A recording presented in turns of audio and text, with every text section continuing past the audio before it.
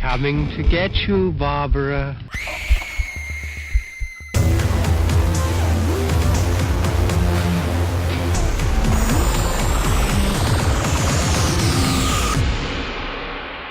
The Fear Central Radio Show.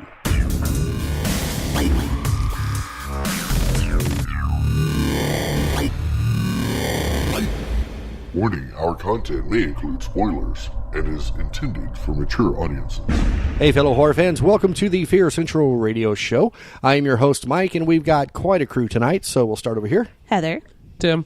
Monica. Katie. Paul. Joe. 2 weeks now for Joe. It's 2 weeks. Hey. 2 weeks. Becoming a regular. Now Hi, you're my one name of is Joe. us. Hello, my name is Joe. Hi, Joe. I'm an alcoholic.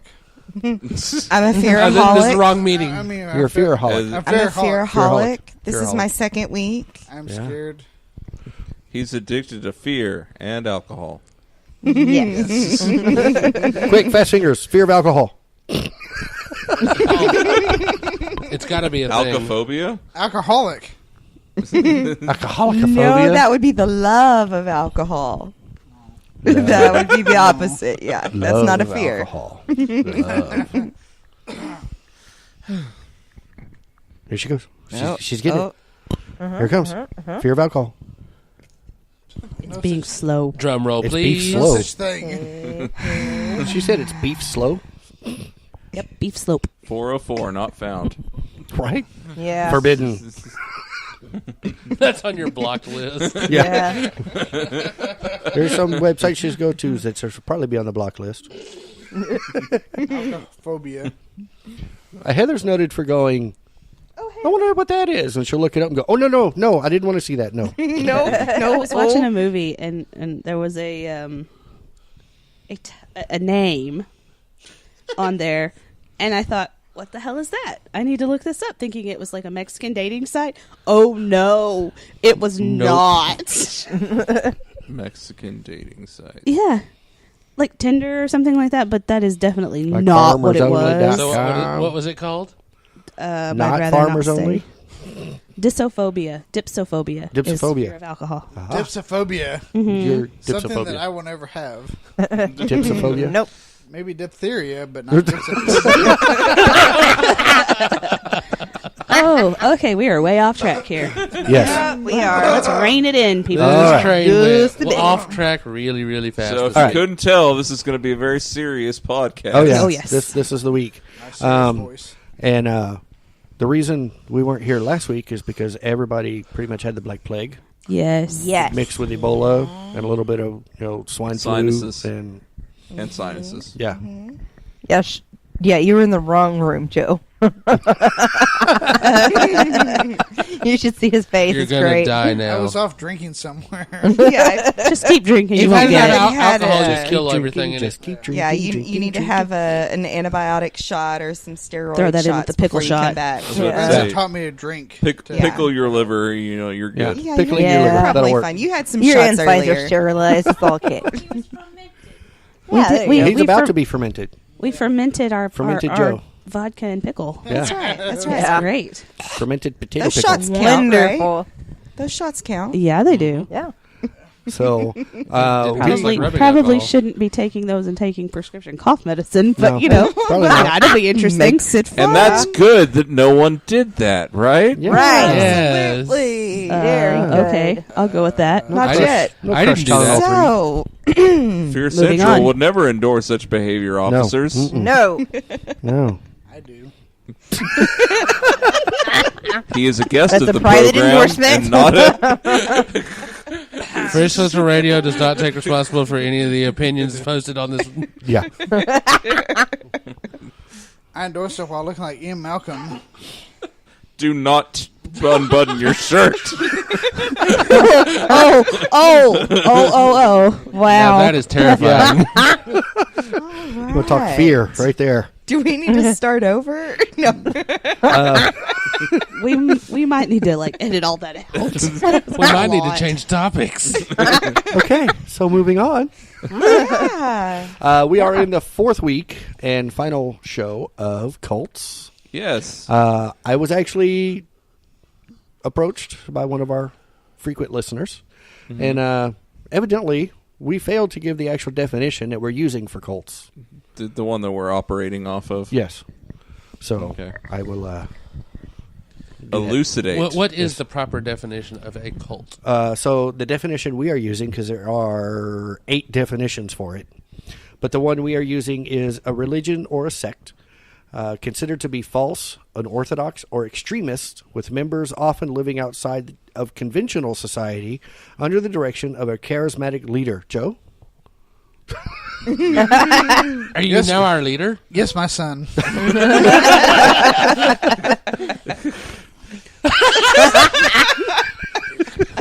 Get the hell up. I can see Joe with a 12-pack being... One day. right there. I can't remember his name now. Okay. Ian Malcolm. Yes. Yes. He's got the beer in his hand and going, must go faster. Let's go faster. So There it goes. there it goes. Faster. It's gone. Mhm. Yeah. Yeah. Okay. Okay, moving on. You're obsessed with a fat lady. Right. Yes. I ain't seen no fat lady. You're obsessed with a fat lady. What do you want? Fat lady speaking. Yes. What do you want? Checkmate. Well, she's not singing, so we can continue. So Would you like to hear Herman the Worm? No, never again. Never again, please. Two apples. Yeah, 2 apples. Went from a grape to 2 apples. That was.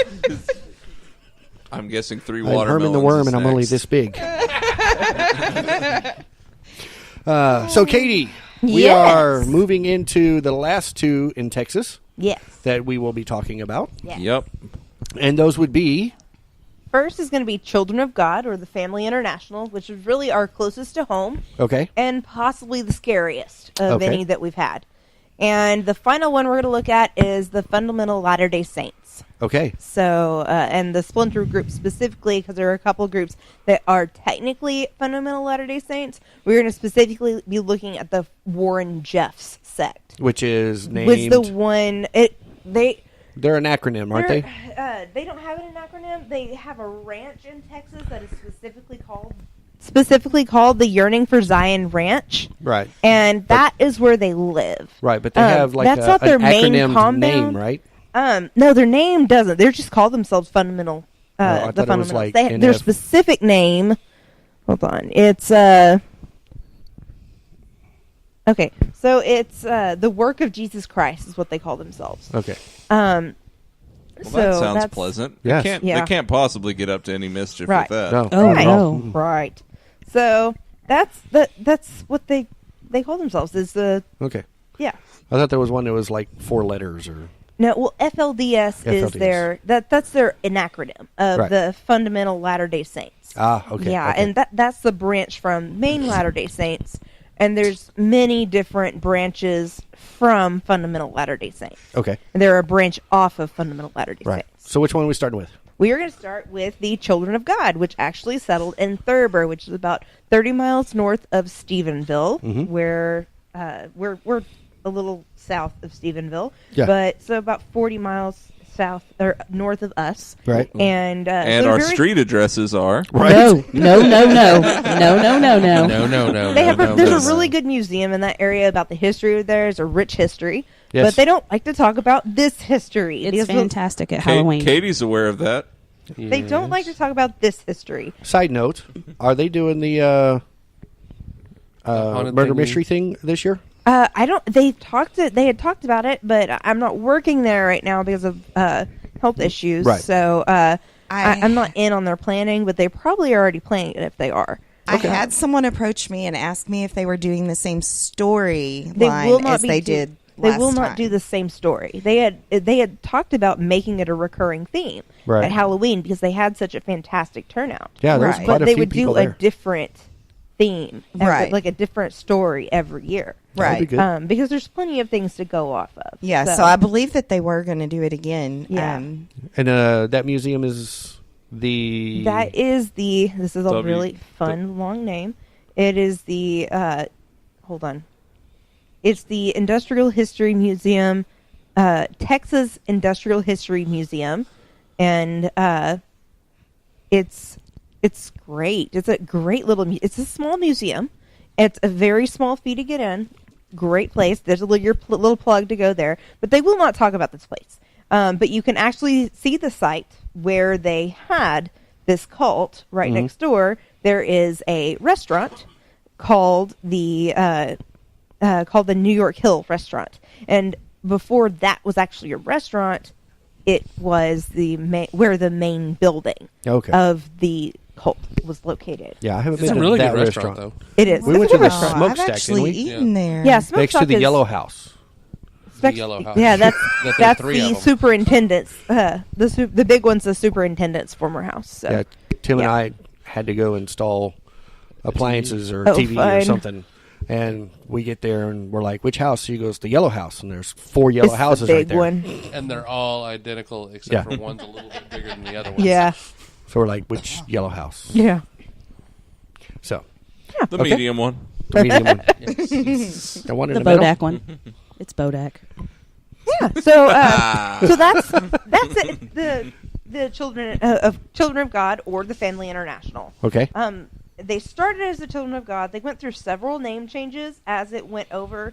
We're going to hit on the main one, like as they started as it, and then we'll just call them the Children of God through the rest of the way through to prevent confusion. Okay. So, we're going to talk about their leader before we get there because there's not a whole lot on him. So, he actually is, his name is David Berg, David Berg. and he was born to Christian evangelicals who were traveling at the time.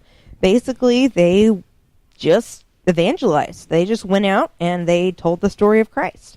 They were attached to various different branches at many different times. Okay. They ended up being Methodists and then eventually ended up being attached to the Christian church at various different times. So his family was steeped in religious conviction, which really kind of boiled over into his life. And so he really didn't develop a lot of close relationships growing up. And Okay. it really made him super antisocial and was not great with people.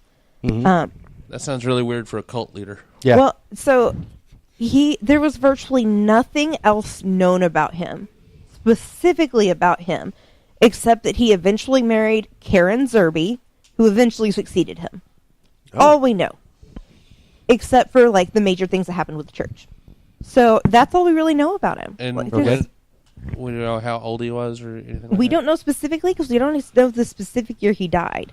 Everything was so like he died on a private compound, and because his leadership was such a key point in the leadership of the just the survival of the church, they didn't want to reveal that he was dead to anybody. They really him? didn't. No, he's not dead. Well, he No, was he's- supposed to be a prophet, like What was his nickname?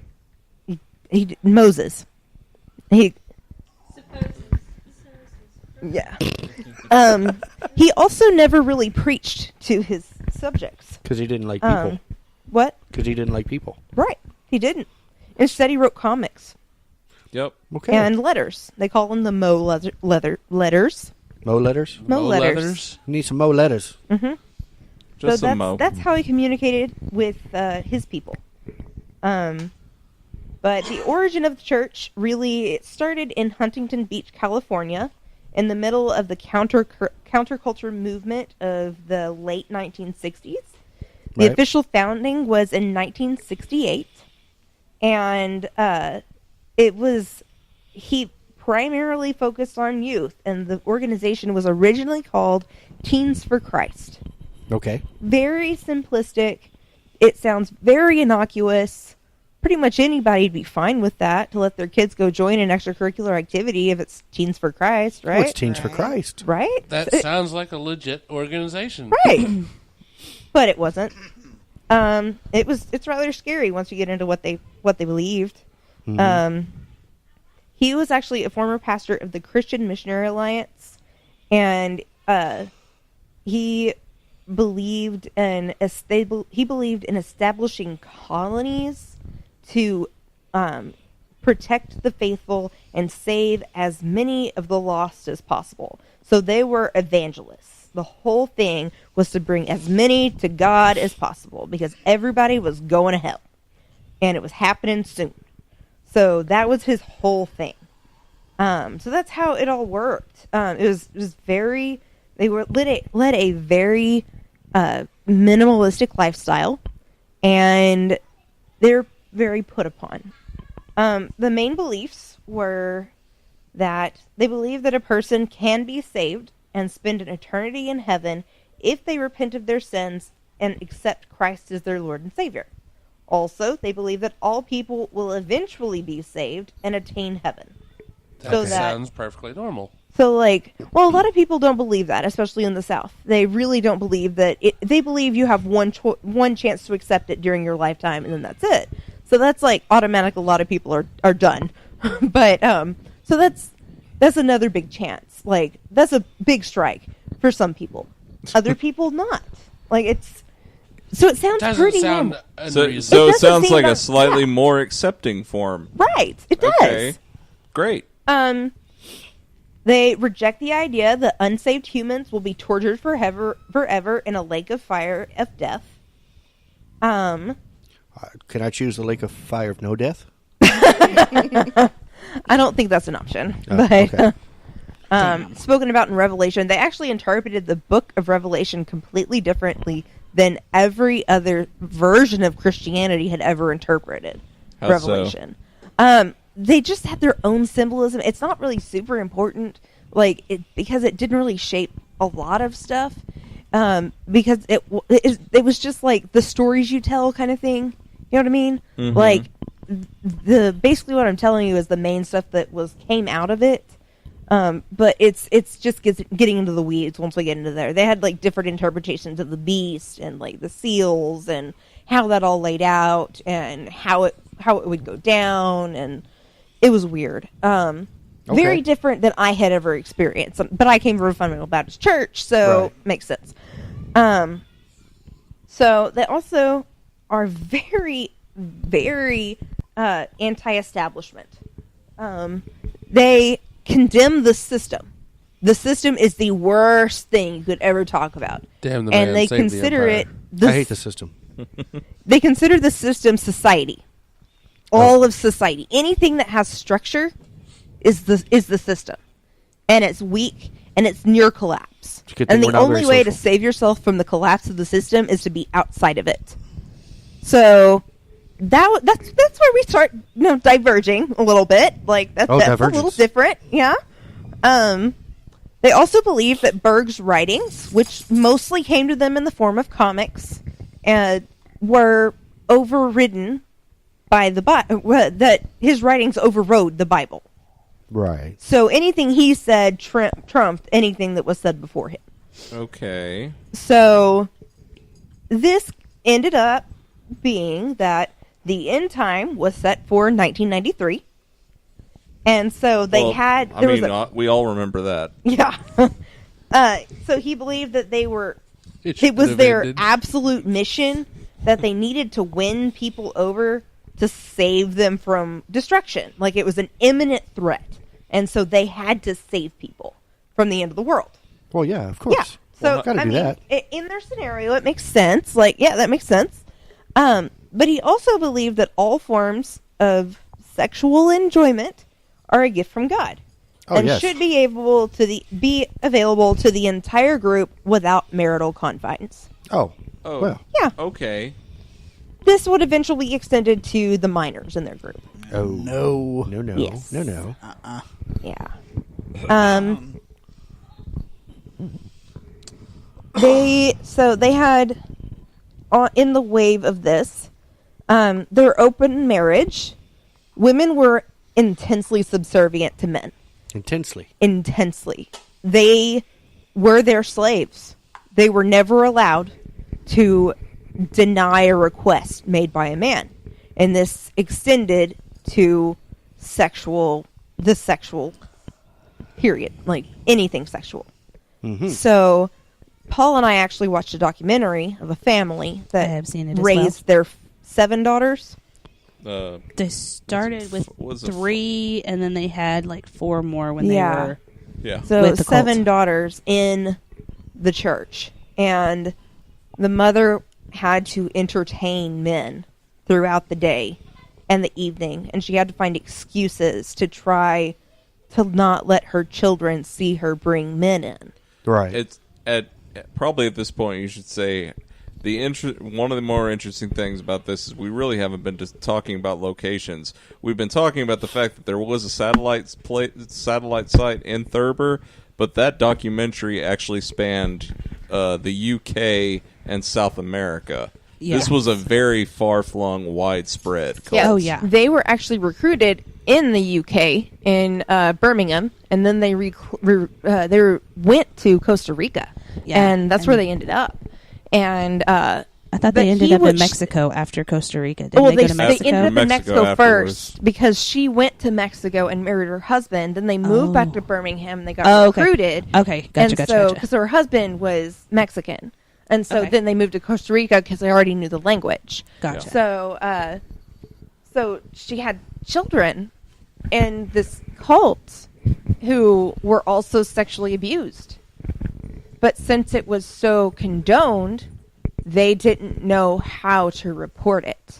And so they just endured it. But That one makes thing I will sense. say about the mom in that documentary was that as soon as the kids were like, "Hey, this is happening," she immediately took their side. You know, Yes. most women Get in out of my that- house. Because the guy was staying in their house. Yeah, most women in that situation, in this kind of organization, are like, they don't believe their children. They Right. think that whatever They is being don't believe their done, children, they or don't they think want it's to okay. exactly. And this lady, she did, and she was like, get out of my house, and so. But this church also cost them one of their children. Yes, it did. They didn't believe in medical care because seeking medical care, they could get medical care. It wasn't against anything, but they said that receiving medical care proved your weakness in the spirit. So that little girl had it so ingrained in her mind that she wasn't weak spiritually that she'd be healed. So even into the end, she wasn't going to get intensive treatment. And she had lupus. She had lupus. She had lupus, and one of the more heartbreaking things about all that is that she actually did devoutly believe that, and she wrote a letter to Papa Moses about, it was like, I'm sick, but I firmly believe. Why aren't I saved? But she remarked that she was a reader. She read books, and Yeah. that wasn't condoned. No, it was not. So Mo turned it around and told her that the reason she wasn't getting better was because she was sinning by reading.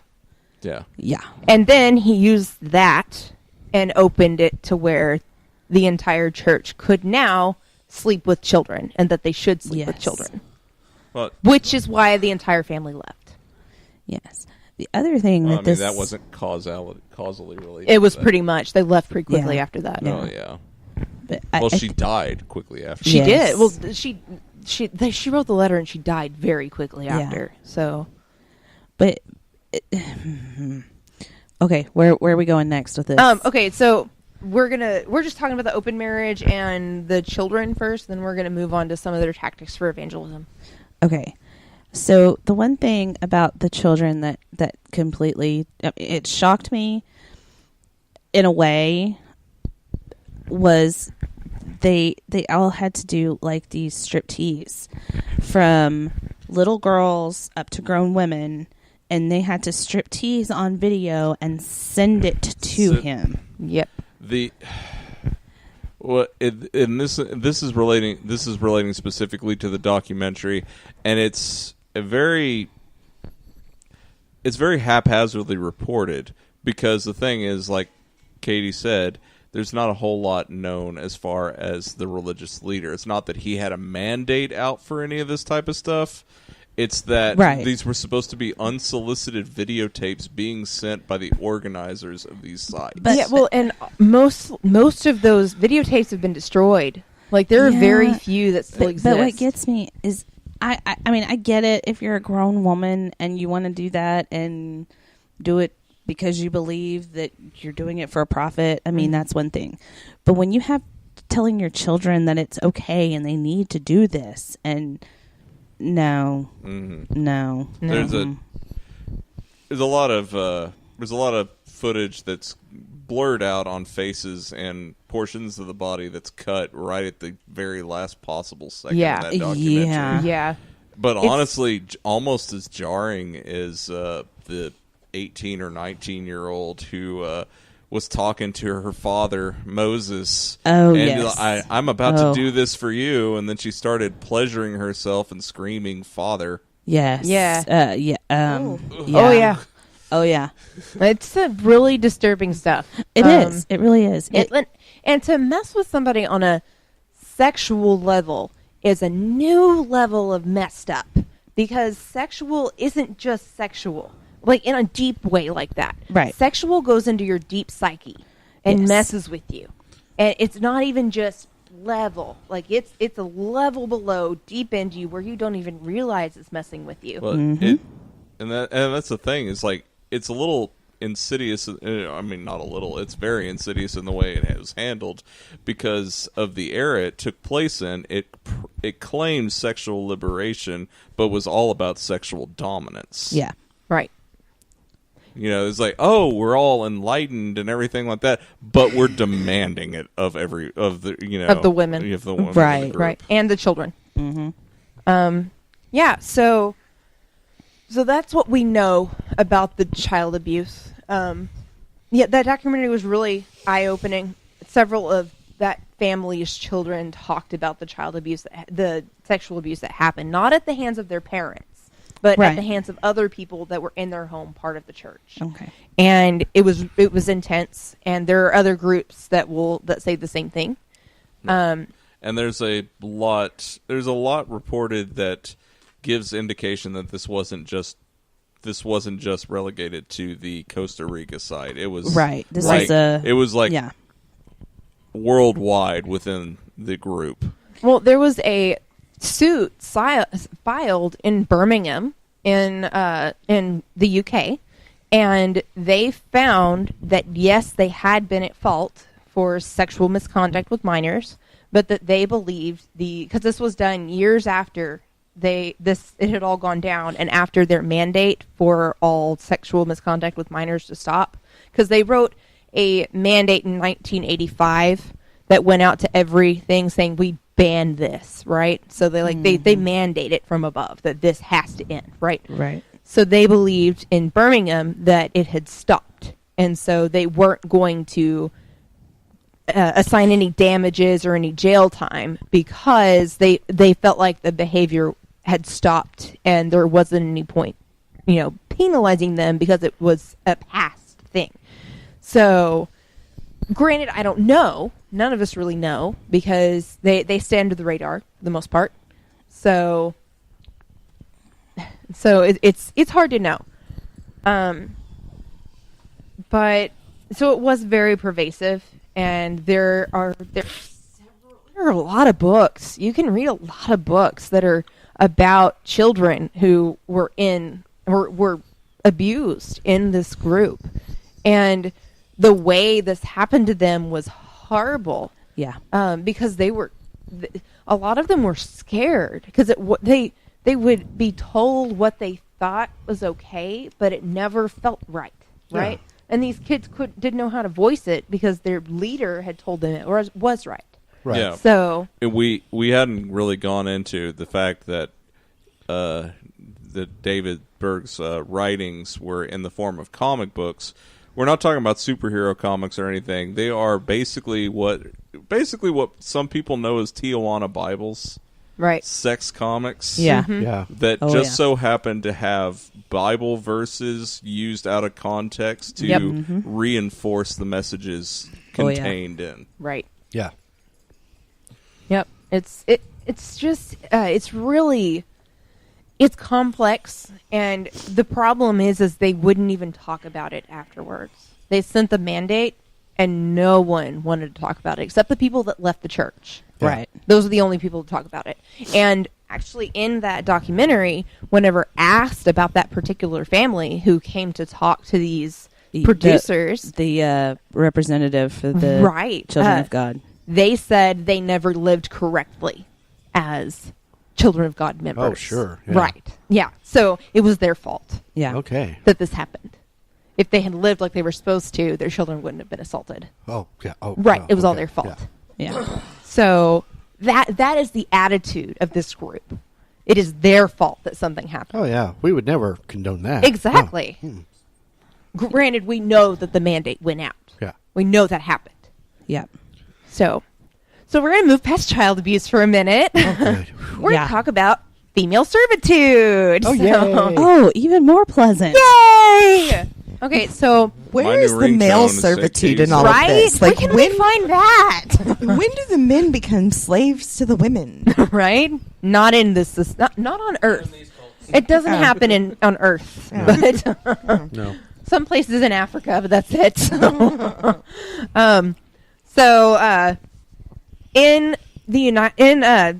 In the Children of God, they had a really big issue with the women, being that they treated them like slaves. They were property of men, and the men decided everything for a family.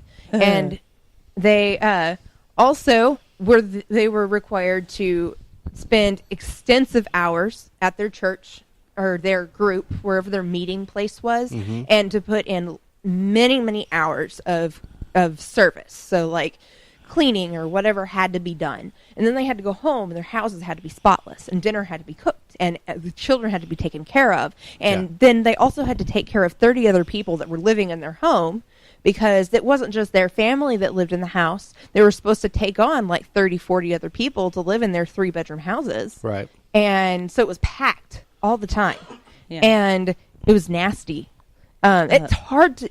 When you have more people in your house, there's more to clean up. Ask Heather. I can vouch for that. Yeah. So, and when you have them all the time, that's an amazing amount of work. Except you guys are pretty clean. So Okay. not that much. So, and these women really didn't have rights of their own to make decisions. Yeah. So they did all the shopping, and they were, but they had no power to make real purchases of their own. Right. They could purchase groceries, but they couldn't purchase clothes for themselves, or for the children, without the man going shopping with them to approve what was bought. Yeah. It's an oppressive society in an extreme way. Yeah. And sometimes whenever households didn't make a lot of money, women were forced to work too, and still required to make all of these things happen. Mm-hmm. So There is no way that I could be a member of this. No. Especially what outside of the home they made their ladies do. Right. So here's the next fun part of being a lady. So the main evangelistic part that they use, the evangelizing tool that they use, is something called flirty fishing. Well, that sounds fun. For no. you, maybe. For flirty, the men. flirty fishing is whenever ladies go out to hot spots like bars and clubs and that kind of thing. And they get very, very flirty and very, very lovely, and they take them back to so-and-so's apartment, and then when they get in the middle of the act, then they start telling them how much God loves them, and that they're going to go to prostitutes hell. for Jesus. Well, not quite hell, but like they had to be, they needed to be saved, which is what they were going for. They Preach it, wanted, sister. they wanted to bring in as many as possible, and they found that it was easier to, to use sugar than the Spice. stick, right? Carrot more than stick. Would you like to hear about our personal Lord and Savior? You should have led with this. Better use sugar than Yeah, vinegar. so that's how they got a lot of people in, and they'd bring them in, and that's that's how they expanded. And so the flirting fishing wasn't just like, you should go do this. This was, you're mandated to go do this. And that worked. If the clubs are open, you have to go. I mean, Yes. that worked. Yeah, but the Oh, yeah. people weren't like redistributed in a place. Yeah. They were, Yeah. you were reassigned somewhere. So you wouldn't be with the people you knew, probably. You would be reassigned. And yeah. It wasn't so bad. You get to go clubbing. Yeah. Not get So- to. Have you to. have to. You better go to Have that bar to's a now. little different. But, Right. But the other way that they evangelized was I don't want to say prostituted their children, but Yeah, they that's did. what they did. Mm-hmm.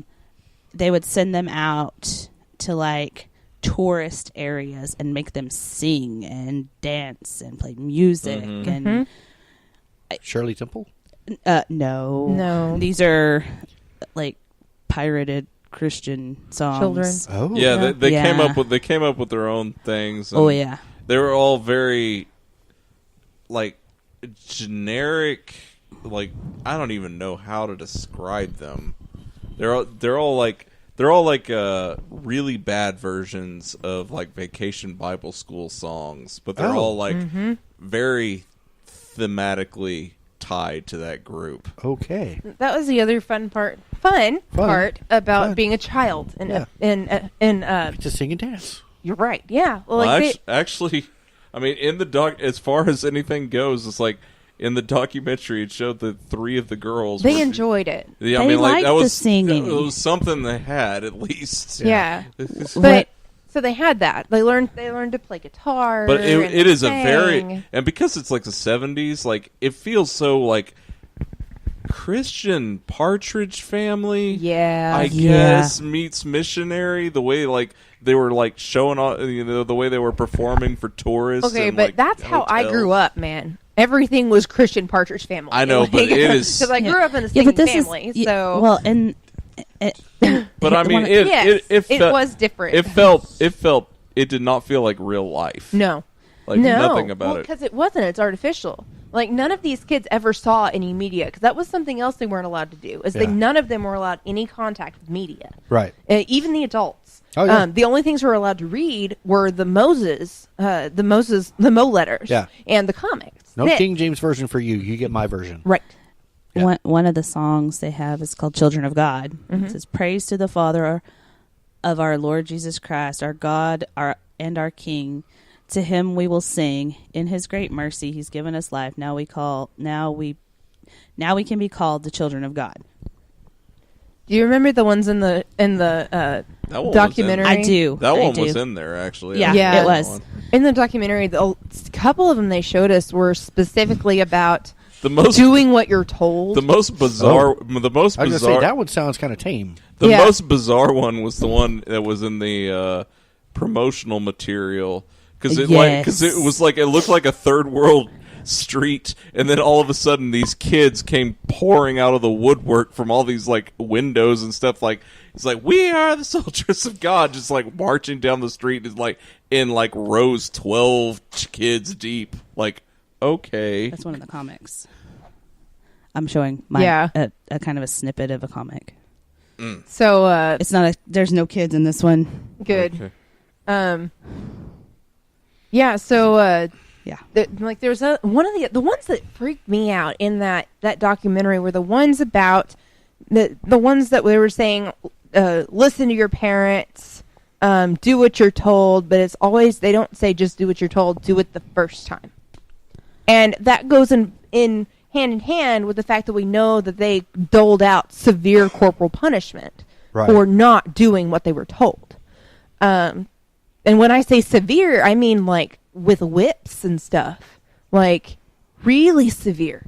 It is bad. Right. And there's even allegations that kids didn't make it. Like Yeah.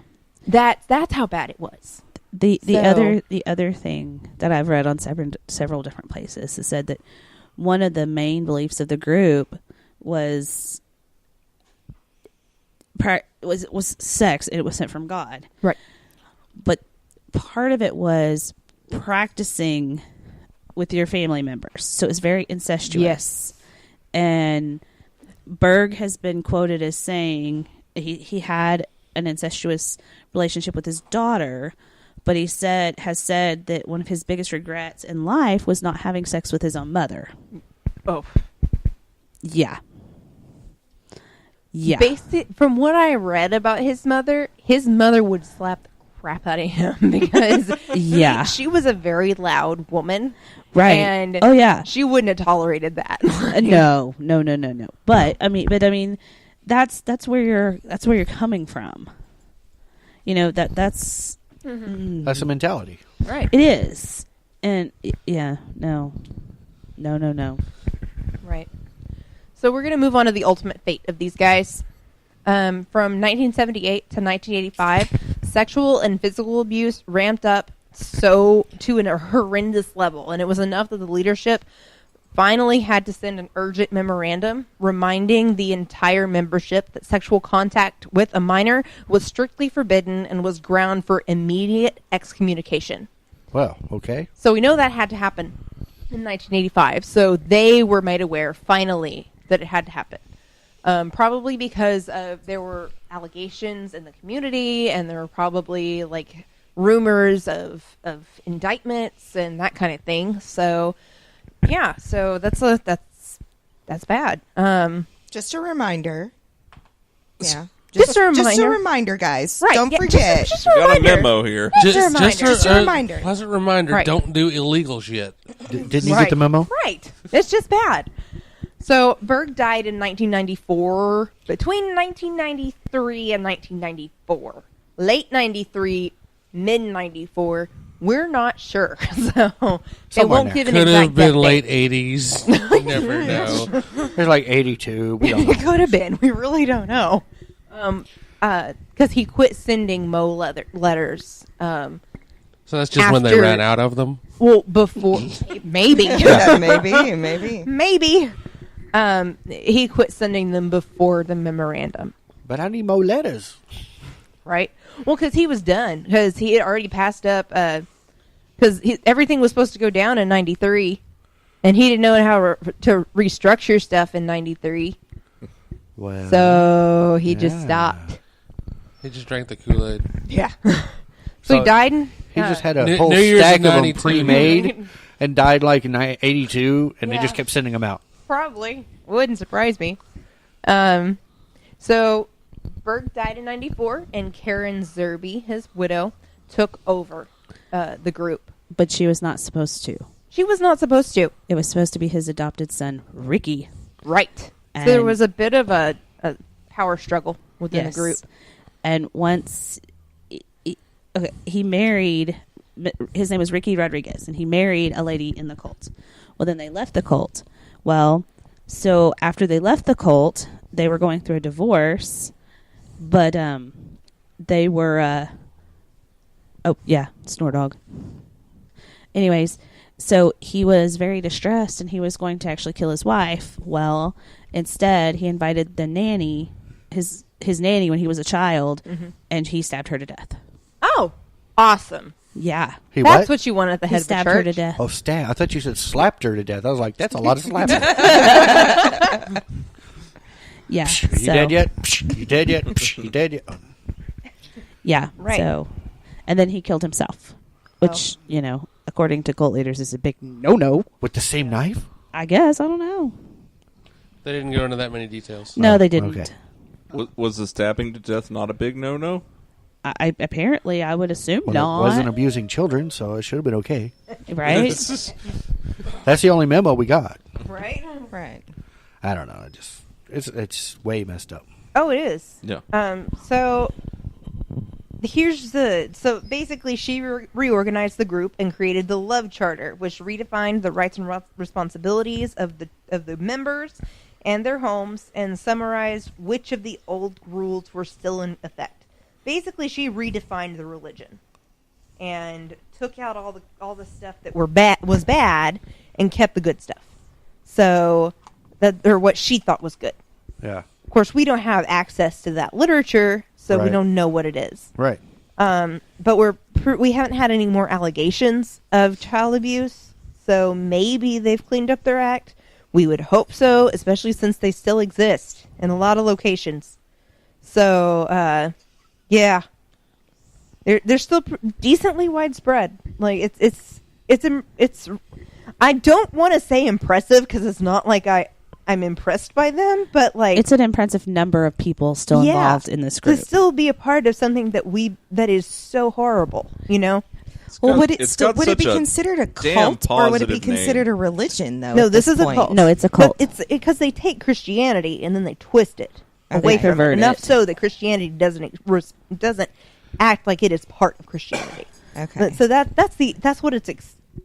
what really what you define a cult as. If it's a branch from religion, it's considered a sect until it is so far from what the religion is that the rest of the religion doesn't recognize it. That's when it's a cult. Okay. Yeah. Yeah, when it goes above and beyond your typical Christian religion to something more twisted and warped, Yes. then Right. It's like the difference between the Muslims and the extreme terrorist Muslims. exactly. Well, it's like there's a difference. Those particular Muslims are Shia, but there's a difference between Shia and extremists because there are Shia that live just how they are and they don't need to go blow things up. But then there are the extremists who are also Shia who take things way farther, but the Shia don't accept them because they are doing things that they believe are against their faith. Right. So, it's like we really didn't buy what the people in the Oklahoma City bombing did. Yeah. Because they believed that they were doing Right. justice for the Branch Davidian, like divine justice for the Branch Yeah. Davidian. We didn't buy it, Nope. but yeah, they considered it Christian. So, Yeah. But it was just another form of the cult. yep. Another brick So- on the wall. Way to go, Pink Floyd. Right. All right. So we're going to move on to our next cult, if everyone's okay. Well, we're moving on up. Cool. Okay, so this one is everyone may be a little more familiar with because most of us have come in contact with its main branch or it's where it comes from. And we also may have heard the more recent stories from it. We're going to talk about the FLDS, specifically the Yearning for Zion Ranch, which Okay. is located in Texas. Not FLDS far outside of Waco, right? What? It's around Waco, isn't it?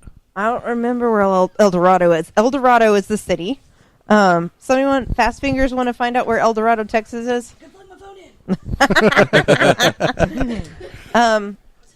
Well, because I was watching, Netflix has a show on right now called Inside the Criminal Mind. Mm-hmm.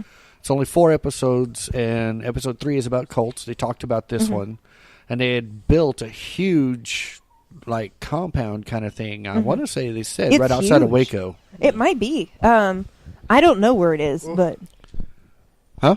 Woof. Woof. Woof. so San Angelo. San Angelo. So Close even enough. closer to us. yeah. Yeah. So we're going to start out with the origin. But in order to understand the FLDS, we need to talk a little about the Mormon Church, which is where it branches off from, because FLDS is Fundamentalist Latter-day Saints, which is basically like the extreme version. Like, for example, you have fundamentalist Christians that go from, like, the mainstream Christianity and decide that they want to go even further back, and they make their women can't wear makeup or do their hair, and there's lots of rules that we don't normally accept. Some of them go as far as you can't watch movies. Right. and- There's a lot of rules, and it's different for everyone, but it's not something that mainstream Christianity would accept. So, but their whole thing is to go back to eliminate what has corrupted the main religion. So that's the whole thing about it. No technology, no Right. TV. Well, they're still that way, not as bad, but not that. But basically the heads of the church can do it. yeah. That's it. Yeah, so, they're not like going straight all the way Amish or anything. right. But they're close. Yeah. They're all the children are homeschooled, but Amish, except for the people that they don't need to be. Well, like they still use Exactly. electric lights and That's stuff. very true. Yeah. Yeah, they use electric lights. Yeah, Yeah. They don't like push electricity out completely like the Amish are Mm-hmm. completely still oil lanterns and Yeah. and all that. Yep. Right. Well, some of the scripture and stuff that the Mormons they do regard the Christian Bible as the Word of God, but they do have another holy scripture called the Book of Mormon, and it talks about Jesus appearing to ancient people on the American continent. right. And they In New considered, York. yeah, they Rochester. They consider Jesus to be the Savior and Son of God, but the Mormon chapels don't have crosses because the faith emphasizes the resurrected Christ. Oh, not his death. Right. Right. Interesting. Mormons believe that all people have a pre-earthly existence with God, so and that their mortal lives are a test to be able to rejoin Him in the afterlife. So you start in heaven. So then it is works heavy then. Right. Right, They okay. believe that we start with God and then we come to earth as a test Okay. in order to be able to rejoin Him. Okay. For worship, the Mormons have 139 temples where they have weddings, baptisms, and endowment ceremonies, but they have weekly worship in local chapels. Okay. Okay. They do baptize. They do baptisms of deceased ancestors and other non-Mormons, which has provoked some controversy. However, the church says that the souls in the afterlife are completely free to accept or reject the baptisms. Interesting. Okay. That's different. The main thing I think that a lot of people think about when they think about Mormons is the polygamy aspect. Right. And early followers practiced the plural marriages, the multiple marriages. And we'll get into that when we're talking about fundamentalists because that's a huge part of theirs. So. Right. Yeah, And it was like the modern Mormonism Does not accept it. condemns the act. correct. nowadays. Correct. And it was disavowed in 1890. There was an 1890 manifesto given down by the guy who succeeded John Taylor. But it was in order for Utah to become a U.S. state. Right. So I didn't know that. Yep. But polygamy continues among some fundamentalist splinter groups, which I Like- think is what we're going to talk about. But Yes. right now, the Latter-day Saints, they do not support that. Right. That's why they were excommunicated, actually. Correct. So, yeah. So I in think that's the 1935. main splinter for yes. them. Yeah. So there's a Now- brief rundown. Right. Right. So we all know a little bit about, even if in jokes, if it's just from South Park or whatever, that the Mormons had quite a journey before they finally got to Utah, and it's pretty controversial.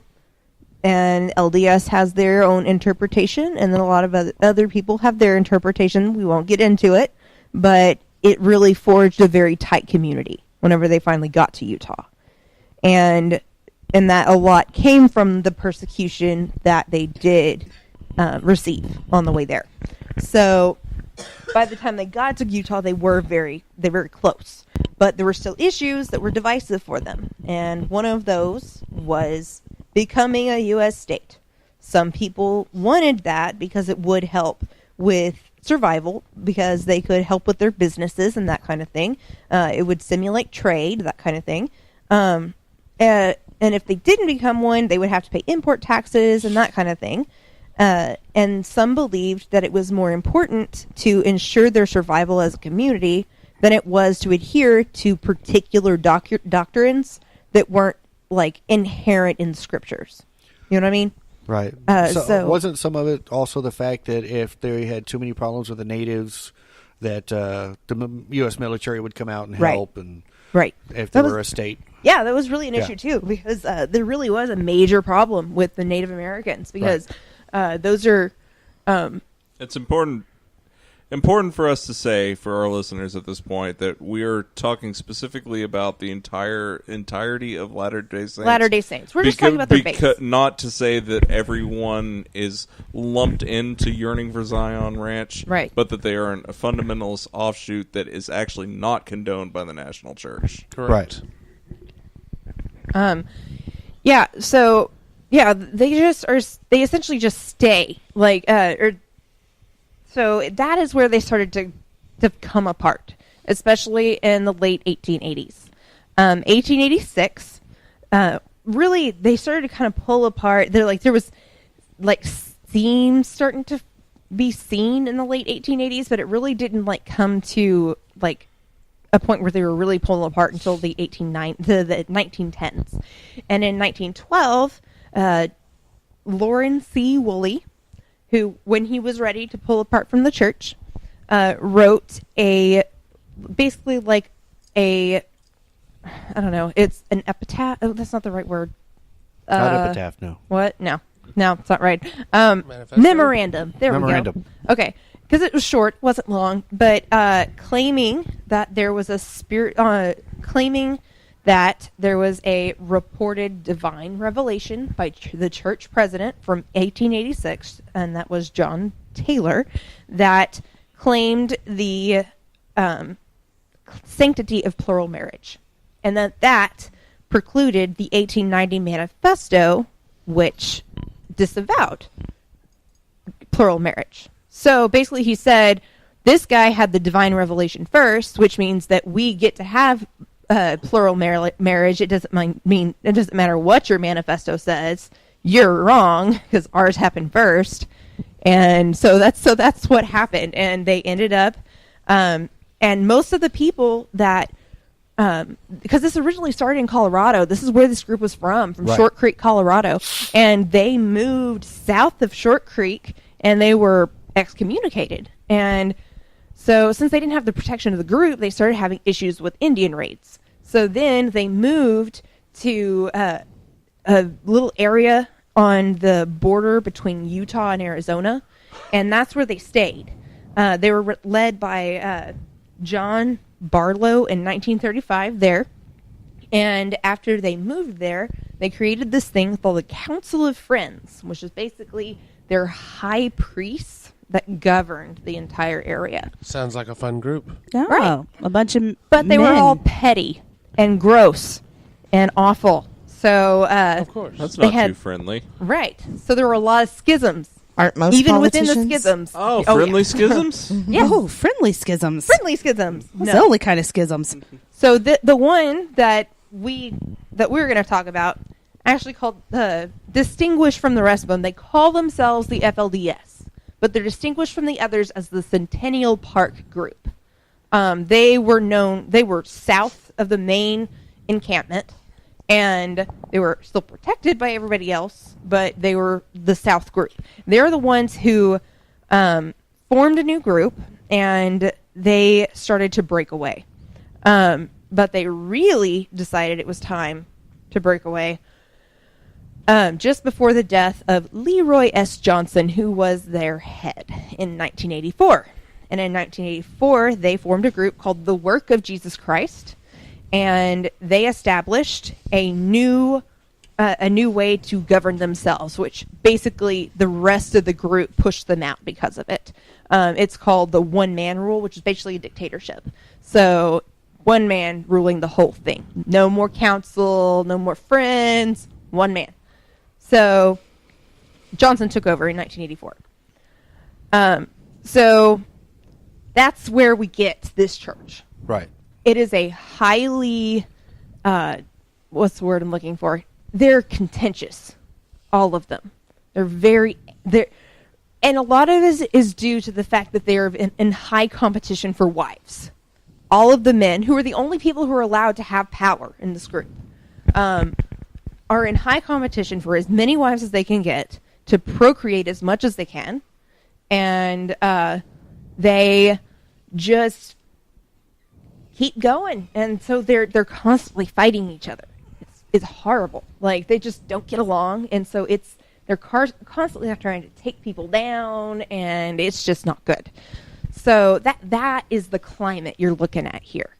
It's not good, and it gets worse when Warren Jeffs comes along. Okay, so unlike other cult leaders like Jim Jones and David Koresh, Warren Jeffs was actually born into his religion. So it wasn't something that he just up and decided he wanted to be a part of. He was in it. He was born and raised. He was born and raised in it.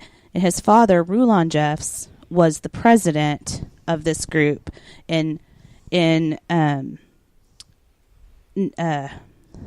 lost my place. In 1986, he became the president and prophet. And so Warren was kind of an oddity because usually in this group, it was the firstborn son would take over for the president and prophet. Well, Warren Jeffs was not the firstborn nor from his first wife, but he was like the golden child. And so Rulon would just rush to him. The thing is that the men in this group are not involved in child rearing. No. That is nothing to do with what they're about. Well, the difference was Rulon, when Warren was born, 10 weeks premature, he rushed to his side. And that kind of made him his golden child. And that was an oddity in this group. Well, so when growing up, he just took this opportunity and he decided, the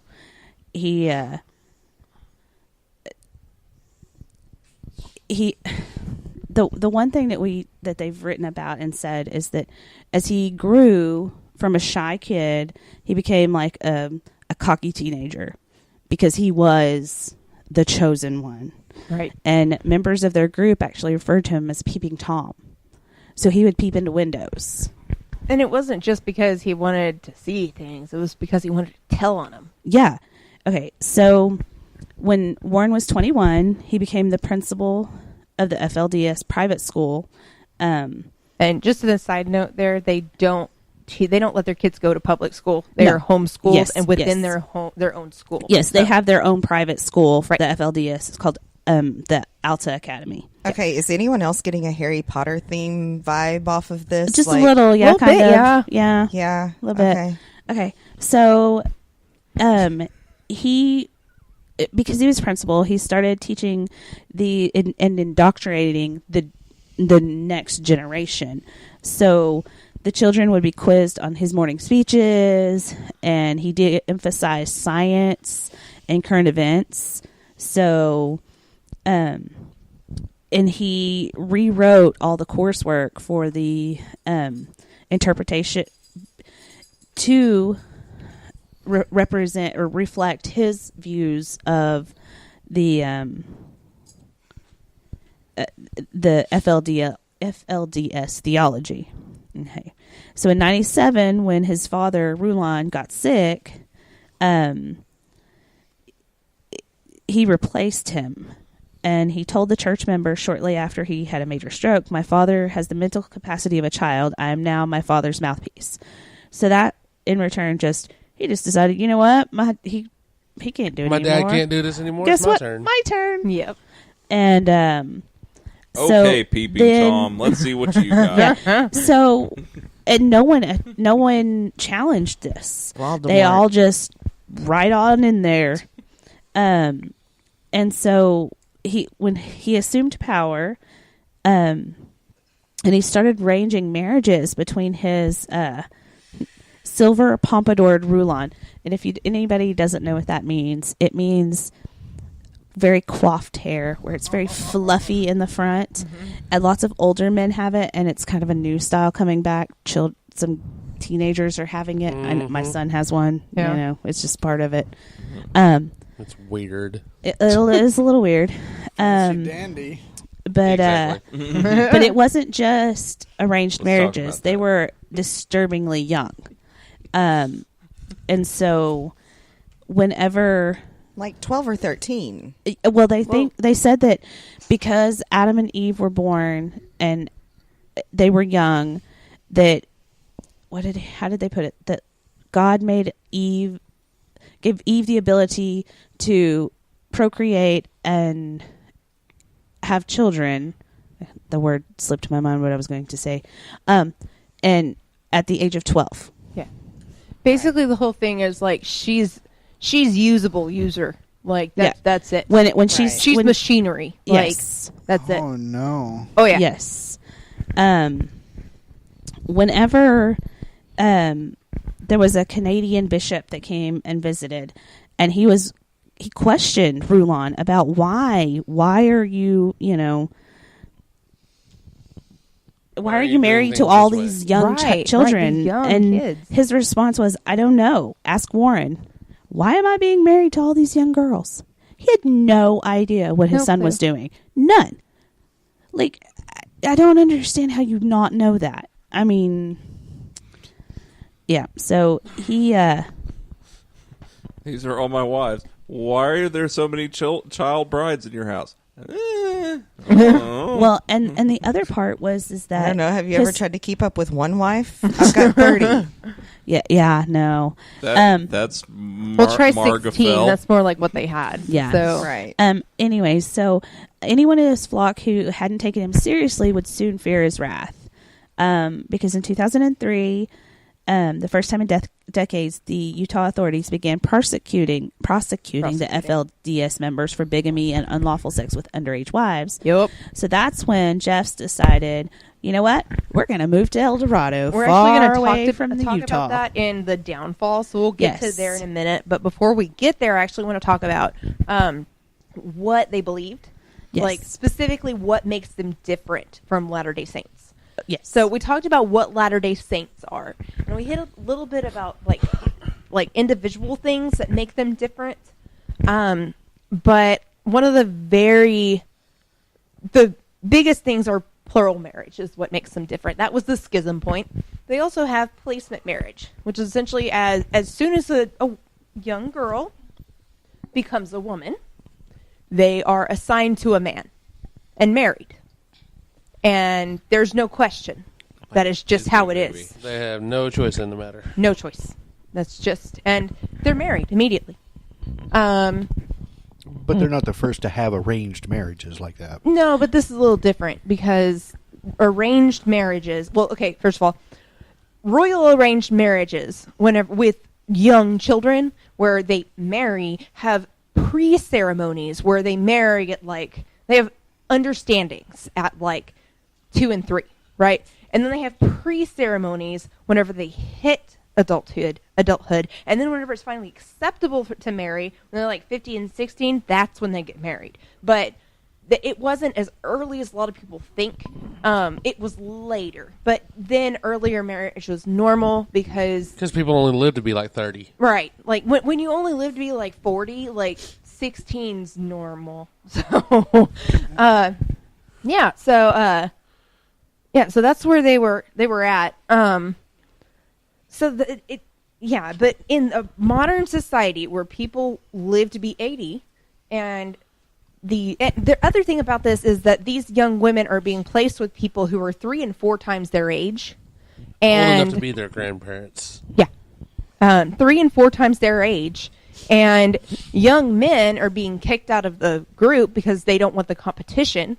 But the older men. So they really would just excommunicate them and kick them out with no means to support themselves. Yeah. So. And no education. And it was just horrible. They were successfully prosecuted because of that.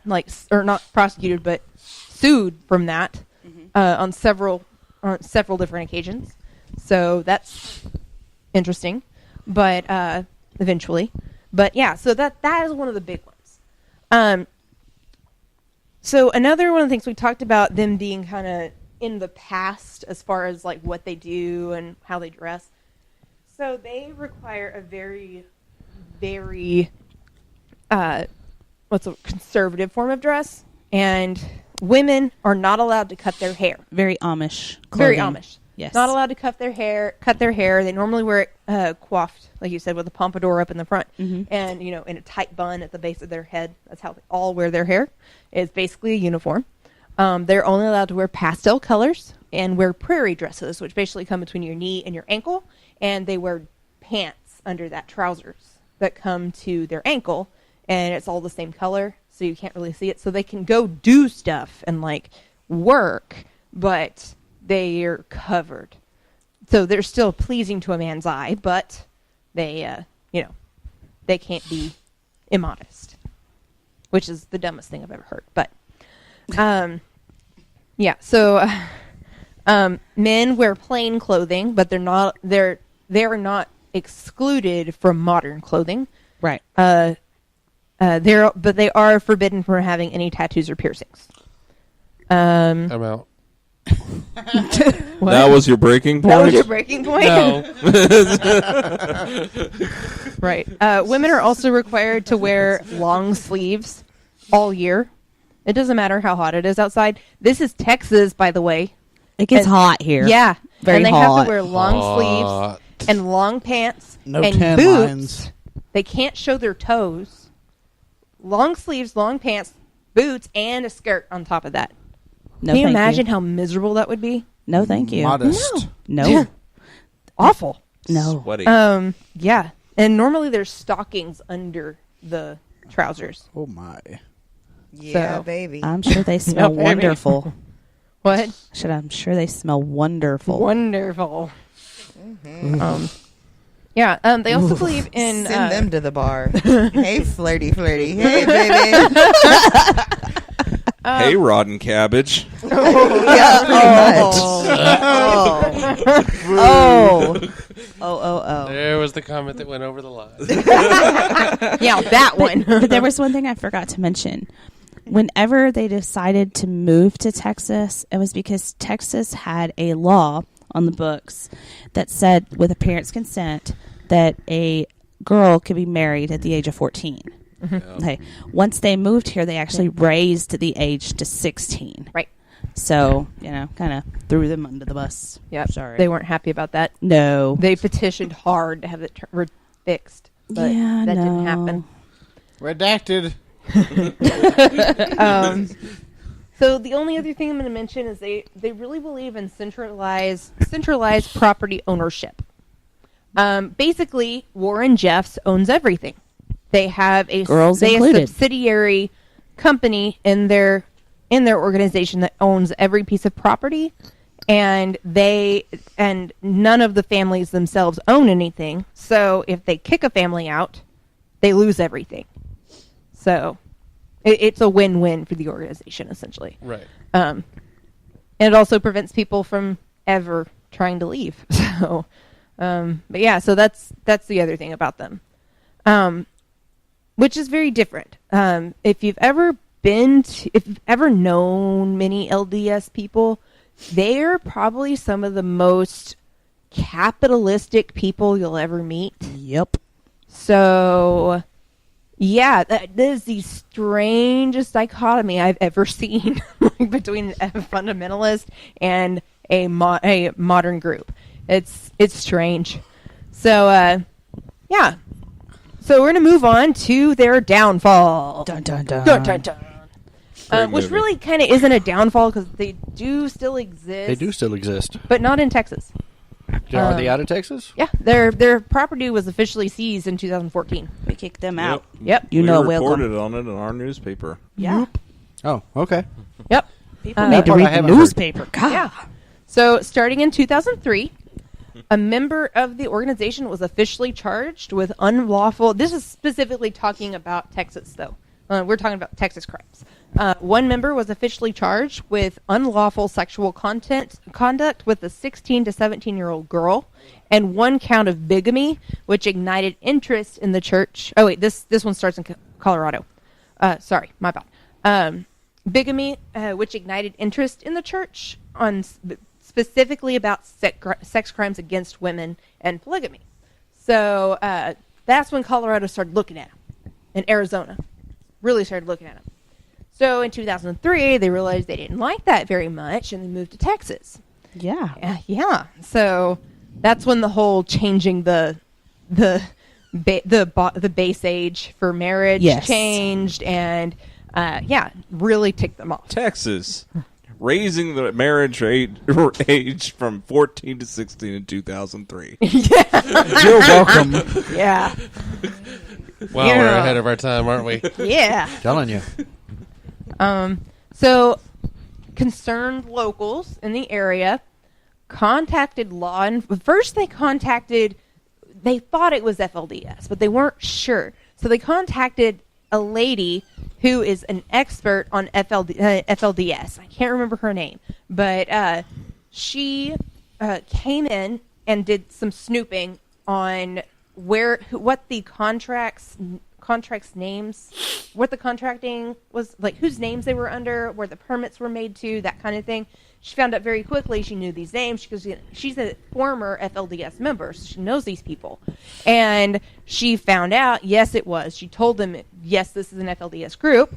And so the concerned locals went to law enforcement, and really quickly after the group got there, because they didn't want them there, right? So FLDS sounds like small town Texas, right? That sounds about right. You're new in town. Oh, we don't want you here. Right. We don't know you. Don't know you. Well, welcome. Was your grandma from You're here? You're an outsider. Right? Yeah. You're different. Get out of here. Right. So the anti-FLDS activist, actually, like after that, she helped two young women escape the ranch, who claimed that they had been under severe physical abuse by their parents, and their accusations were actually proved false, though. But instead of letting the law enforcement return them to the ranch, the activists helped them escape state custody and get away. Right. So get away. Go. Away. Yeah. So that happened. So 2 years later, in 2005, 8 members were formally indicted for sexual misconduct with minors at the original settlement in Arizona, but they immediately turned themselves in, so there wasn't like a long man hunt. In 2005, Brent Jeffs, Warren Jeffs' nephew, thank you, filed suit accusing 3 of his uncles, including Warren, of sexually assaulting him as a child. Right. After that happened, and because they always say it's the first one that takes the plunge that everybody else starts to join in because they were just too scared to make the first accusation. Hashtag me too. Right. Because that's what happened, is a lot of people came out and said, this happened to me too. So it became a huge lawsuit after that. Yep. Against the Warrens. In 2006, now because of that, the FBI and the rest of Texas got real curious about Warren Jeffs and what they were doing on their on the Yearning for Zion Ranch. So whenever he refused questioning and went on the run, he was formally put on the FBI 10 most wanted list. Yeah. He was captured in August of the same year during a routine traffic stop in Utah. Just north of Las Vegas. Yeah, just north of Las Vegas. And brought back to Texas. Yeah. He had several cell phones, more than $50,000 in cash, and a stash of wigs and sunglasses in his car. Yep. Not just any car. A flashy red Cadillac Escalade. Oh, yeah, because that's idiot. Unobvious. Giant red yeah, Escalade. I know. I'm like, okay. A brand new one at that. Jeez.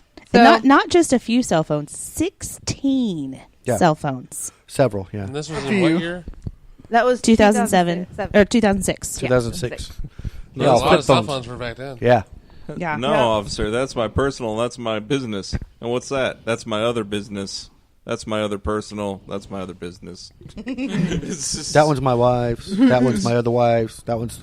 Wait, no, I didn't say that. That's my girl. That's my wife, and these are all my mistresses. Yeah, right. Yeah, that's it. So after he was caught, he officially resigned as the president of the FLDS Church. But no one actually can agree on who still runs the church.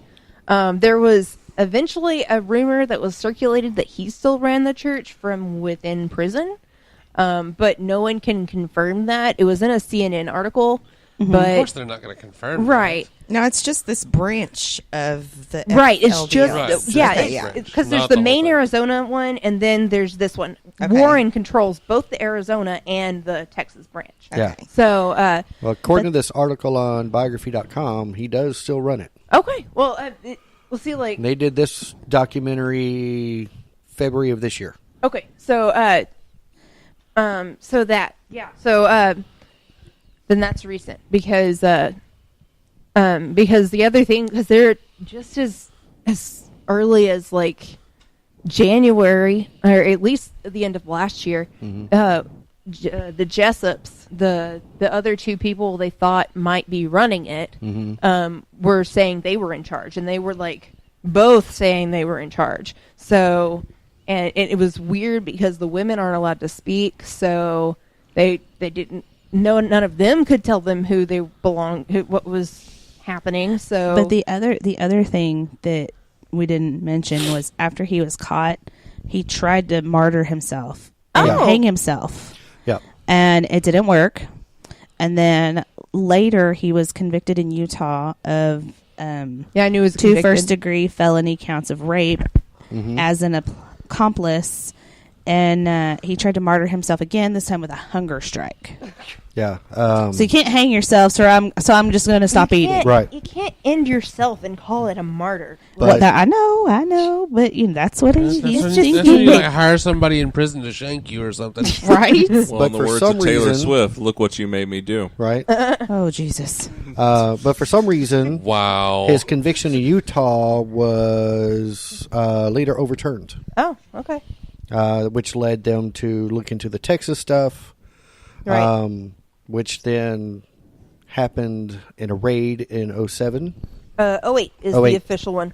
So the 08 raid, there was several accusations of child abuse, both physical and sexual, which prompted a massive raid at the Yep. YFC, which is the Yearning for Zion Ranch near El Dorado, Texas. 439 children were removed, under 18 were removed by Texas CPS in that raid. It was over a span of 3 or 4 days that Yeah. they pulled these kids out because they did have to search for them. They were being hidden by by family. So there was a lot of like searching for where these children were being holed up at, and it was and like fighting with mothers who were trying to keep them from their children, and it was pretty awful.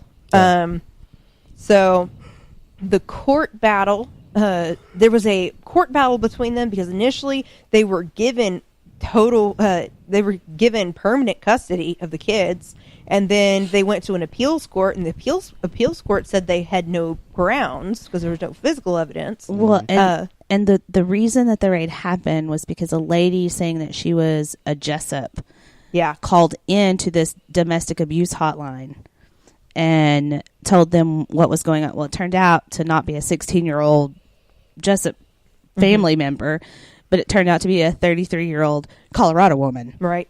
who apparently just liked to call in false reports. Yep. That was the next thing. Like, they're now believed to be a hoax. Yeah. But that's what prompted Texas to raid them and take their children. Right. Because So- they believed they had a credible source from the inside Yes. who said that this was happening. So the court battle, it was like, so they initially got the full custody or the permanent custody, and then they went to the appeals, and then they went to Texas Supreme Court. The last 2 rounds, they only got temporary custody, and all of the children were allowed to be returned to their parents. So all of the kids went back. Yeah. But during the criminal process and all the investigations and all that, they found apparently some pretty incriminating evidence against the against group. men. Yeah, according to this, it was a treasure trove of evidence Yep. against him and several members. Yep. 12 men, 13 total. Yep. But only 6 have officially been convicted. Yeah. So So Now, 2014, Texas actually took, like we talked about a minute ago, they actually took physical possession of the YFC ranch, Yep. citing basis for the seizure on the use of the property being a rural location where the systemic sexual assault of children would be tolerated without interference from law enforcement. Yeah. But before that, Jeffs went on trial in 2011 for 2 of his celestial marriages. Mm-hmm. One with a 12-year-old girl and another with a 15-year-old girl who later had his child. Oh, fun. They can't and say no both to that. of these so-called unions violated Texas law, of course. Yeah. So he was convicted? Mm-hmm. Cool. Said that most of his damning evidence came from his own records. Awesome. Evidently, he had a habit of having all of his wives write down all of his activities. Wow. He kept journals, made audio tapes. A tape of the assault of a 12-year-old girl was played during the trial. Oh, my God. And excerpts from his records were read aloud. They said, if the world knew what I was doing, they would hang me from the highest tree. Dang. So, yeah. They knew what he was doing. Oh, yeah. He didn't really believe what he was saying, Yeah. but it was all right. Said he rambled in court, reading at length from the Book of Mormon, or he would use most of the half-hour allotted time for his closing argument to just stand there in silence. Right. So, Yeah. it was revealed during the proceedings that he had more than 70 illegal marriages. As many as a third of those were underage girls. Of course, yeah. Wow, 70 marriages. Yeah. So, One has to wonder how many of those were still alive at that point. Yeah. Because they didn't seek medical attention, generally speaking. So dying in childbirth happened. A lot. So, so just to finish him off, he's currently serving his sentence of a life in prison at the Powledge prison near Palestine. Far from the model prisoner, he has gone on hunger strikes and attempted suicide. Despite all these self-destructive activities, he still controls the FLDS and its members from behind bars. The documentary I was talking about on Netflix actually said that he's been placed in a medically induced coma because of all this self-defiling kind of stuff. Mm-hmm. So, yeah. Awesome. awesome. There you go. We actually got through 2 this time. We did? Yeah, we did. It only So, took yeah. 3 hours. Okay, well, I'm officially depressed. I'm going to Are you?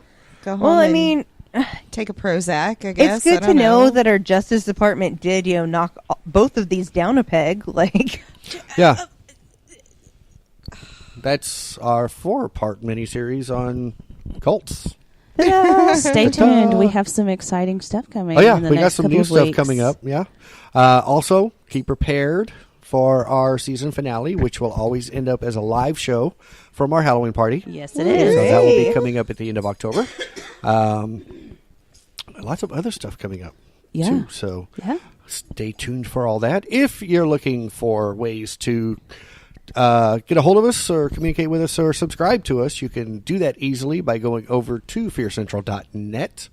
And right there, we've got all the links to all of our social media and also to all of the places that you can subscribe to us. I'm missing something. What am I missing? If you would like to keep our show going. And Yeah. I'm still working on that. okay. But we do have a Patreon account, but it's still growing and in progress, so keep track of that.